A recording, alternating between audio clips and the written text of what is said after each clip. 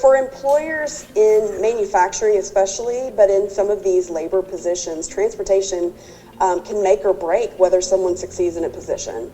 They could be great at the job, have a great attitude, have so many things to set them up for success.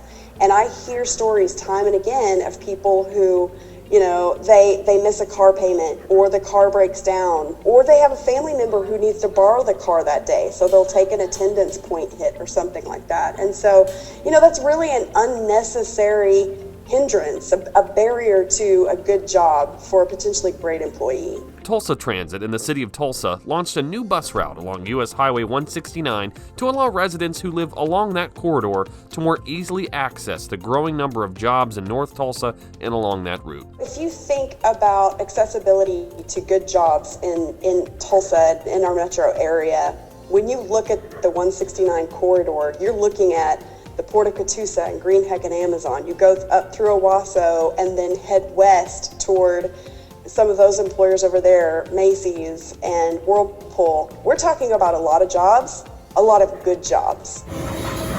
But as the city of Tulsa will tell you, job creation is only one part of the equation. If we're effective in creating jobs and attracting businesses to Tulsa, but the people who live here or live in those areas can't access them, then we haven't, as economic developers, done our job. What we see more is that people don't apply to jobs that they don't think that they could access.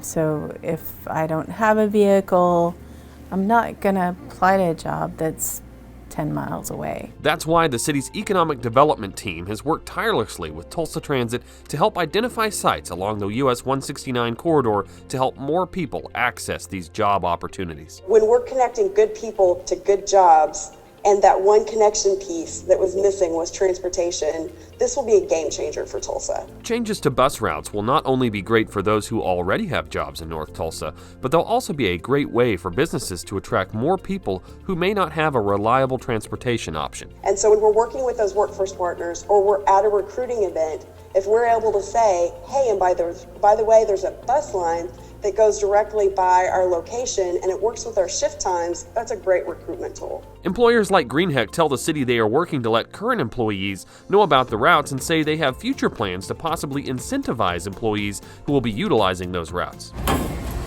So we will advertise to our employees. Eventually, in a long-term transit situation, we could even incentivize our employees. So those who are taking advantage of an option like this and keeping it alive and available to other potential team members at Greenheck and other employers in the area, we want to incentivize them and have them utilize this great program. Riders should look for bus route 969, which makes a big loop to hit the major industrial parks in North Tulsa and in Owasso. It starts at the 36th Street North and Peoria substation along the Peoria Bus Rapid Transit route. Then it turns south along Peoria and hits all of the existing Bus Rapid Transit stops. Then it turns east along Pine and stops at the bus stops along Pine. Then it goes up to 169, 76th Street North, and then back over to Peoria.